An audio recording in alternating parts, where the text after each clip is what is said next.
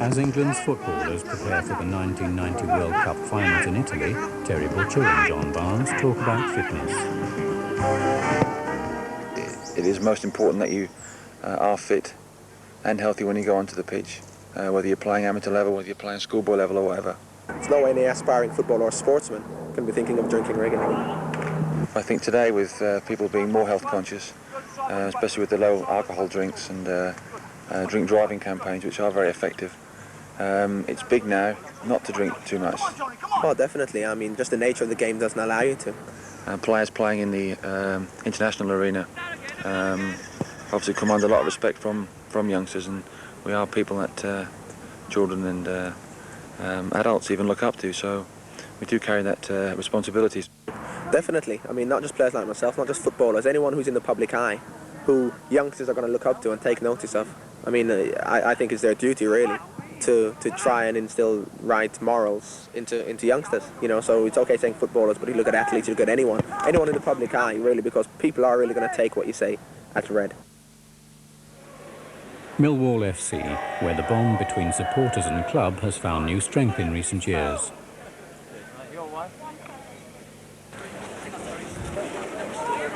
I can't express the feelings that we have for this club, and I think that Millwall, they're making great strides to put over a good image. You know, they work with disabled people down here, they work with the elderly, they go out to the schools and coach, you know, so I think a mammoth effort has been made and a lot has been achieved.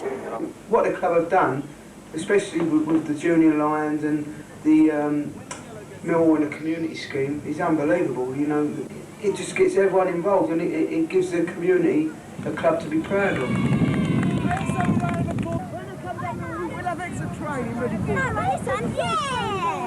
It's down to Australia as well, not just Millwall football team or what they're doing for the community. We're the community. My feeling is you give the kids time, you give them interests, you give them guidelines and boundaries, and at the end of the day you hope that they've learnt to lead a reasonable life. If they do want to have a drink, because I mean that's the reality of life, they do it in moderation and, you know, cope with their lives as well as they can. You know, if they learn to respect the drink, they won't go out and abuse it and get into trouble. Same if you take football, they learn to mix with people and be with the crowd, behave themselves. They grow up knowing that's how they should be.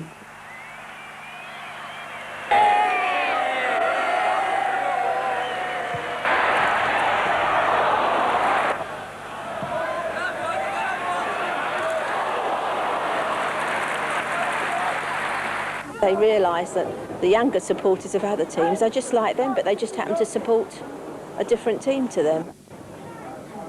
I hope that as the seasons go on and they get older, they'll appreciate that football is there to be enjoyed by everybody.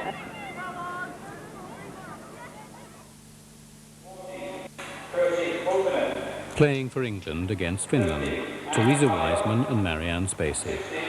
I think it's very disciplined, you know, the guff, especially like I think the girls in England's are very disciplined with their drinking habits.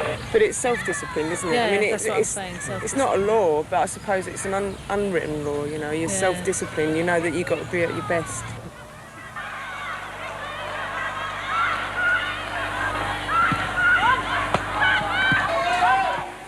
We show an example, we show a good example of not drinking, not smoking, whatever, you know, that we're fit and we're dedicated and we're self-disciplined. And you need to have that from the very top level downwards. And then, yeah, and then kids won't want to drink, you know, they want to behave like they're heroes, definitely.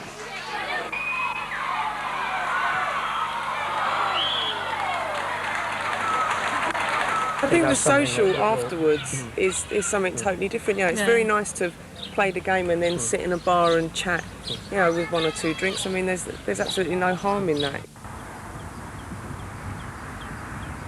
Sunday afternoon in Derry in Northern Ireland, where Northlands, the local alcohol advice centre, decided to sponsor Derry City Football Club. We felt that we needed to raise public awareness and we needed to address the community at large. And the ideal vehicle, we felt, was something like the local football club. We were persuaded by Northlands that it would be a major contribution by us to help them to highlight and possibly, hopefully, to solve or to abate a serious social problem.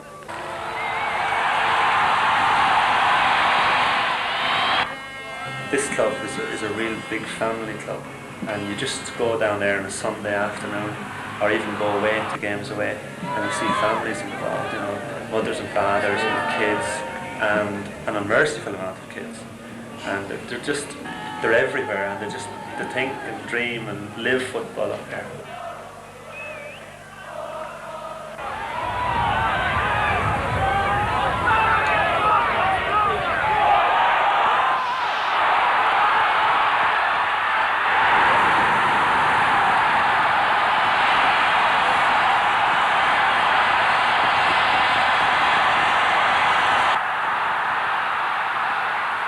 Not only has the team captured the public imagination, but Northlands has also captured the public imagination, and we backed the winner. I think we backed the winner in every way. Because Northlands are involved and we have them in big print across our chest, it's important to us as well, because you are dealing with kids, and what they see, they'll latch on to you. So it is good from that point of view that it's Northlands. Mick Ferguson of Sunderland FC's community programme. During my playing career at various clubs, I was always aware of a particular grey area between the football clubs and the local communities, where I always felt there was a gap between the two. And I think the particular schemes that are running at the moment, the football and the community schemes at the various clubs, are doing a terrific job in filling this grey area. Sessions on health education are part of Sunderland's community scheme. Elsie O'Brien from Alcohol Concern. When we talk about a unit of alcohol, what we're really talking about is a half pint of ordinary strength beer or lager or cider. If you're drinking the really strong stuff, then it's more than that. Or a single glass of spirits, or a small glass of wine, or a small sherry. All of those drinks contain exactly the same amount of alcohol, and we call that 1 unit. But 14 units is regarded as the sensible limit for women. The recommended limit for men, and which is regarded as a sensible limit, is 21 units a week. If your drinking is getting above those limits, then you should begin to ask yourself some questions about your drinking lifestyle. Is it a sensible lifestyle? One of the rules of any professional club is that you're not allowed to drink 48 hours before a game.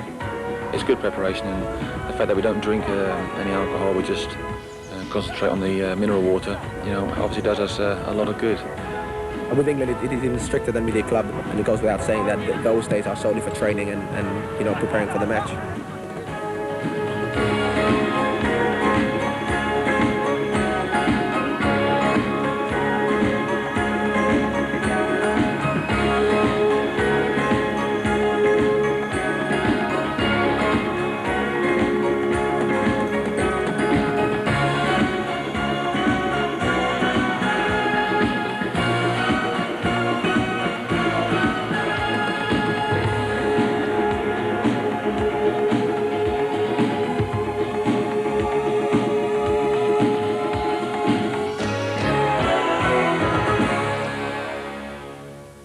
I think anybody coming up, any youngsters coming through, you know, can't see excessive drinking as a part of their fitness campaign.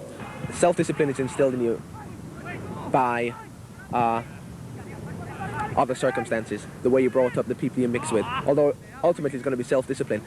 So it is, you know, obviously very important, and the more people that get involved, the better.